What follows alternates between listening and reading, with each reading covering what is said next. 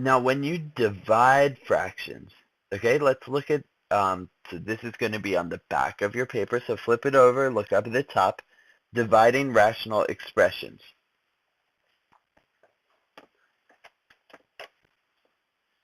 Okay, the key that I want you to write down up at the top is keep the same, so keep the first fraction the same, change the divide sign into a multiply, and flip the second fraction. Okay, so the rules are keep, change, flip. Keep the first fraction the same. Change the sign into multiply. Flip the last fraction.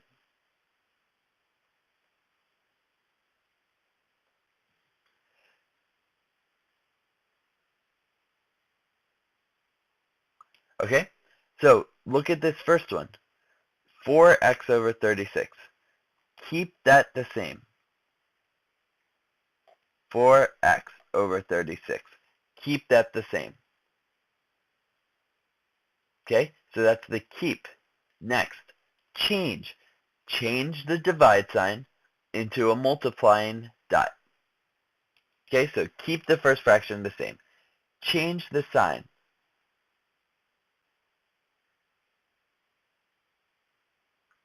Okay, now the last part, flip.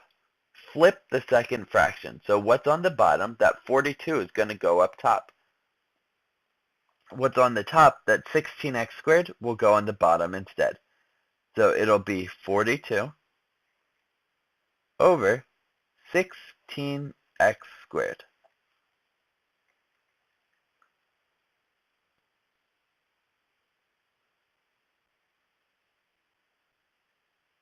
Keep, change, flip. Okay, now the only other thing that we have left to do is actually, let's try to cancel out as much as we can. So we know that since it's multiply, everything that's on the top will multiply everything that's on the top. So that's going to be 4x times 42. Now you could just do 4 times 42, but let's see what we can do to split some stuff up.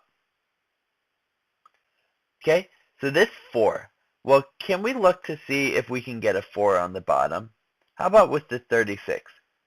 36 is 4 times 9.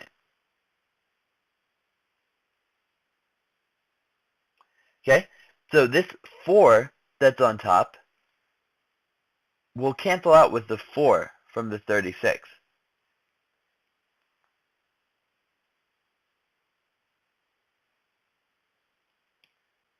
Okay, so since we started canceling stuff out, let's go ahead and see what we can do with 42.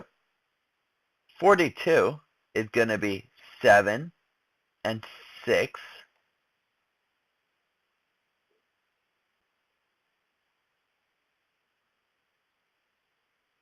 Okay, and 6 is 2 and 3.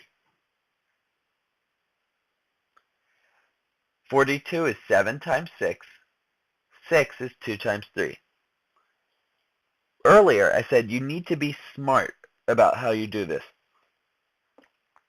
Okay, so 16, we want a 7, a 2, or a 3. The only number that 16 can split up into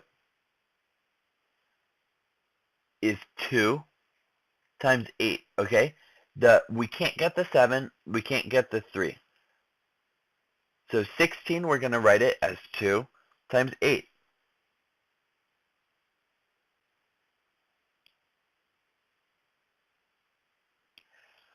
But look back at this 9 that we had before. Okay, that 9 that we had before, we didn't split that up yet, and we want a 3, so we could do 3 times 3 for that. Okay, now let's go through and see what we can cancel out. For 2 times 8, that 2 and the 2 from the 2 times 3 will cancel out. Also, the 3 will cancel out with one of the 3's that's left on the bottom.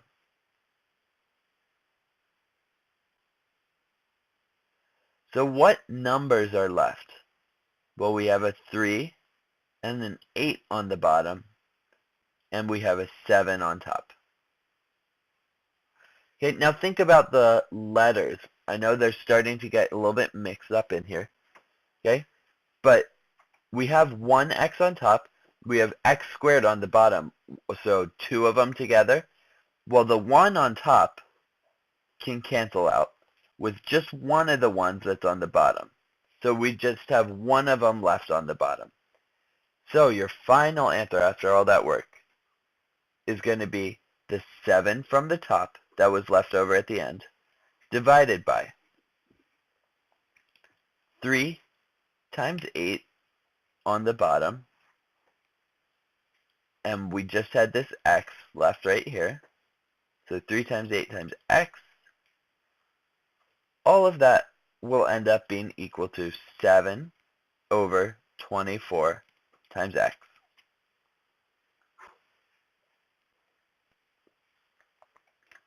What restrictions do you have? Okay, well, the restrictions are what makes the bottom equal 0. If all you have is a letter by itself on the bottom, though, that just means that there's going to be a restriction at x equals, what's the opposite of x plus nothing? Or x minus nothing? It's just 0.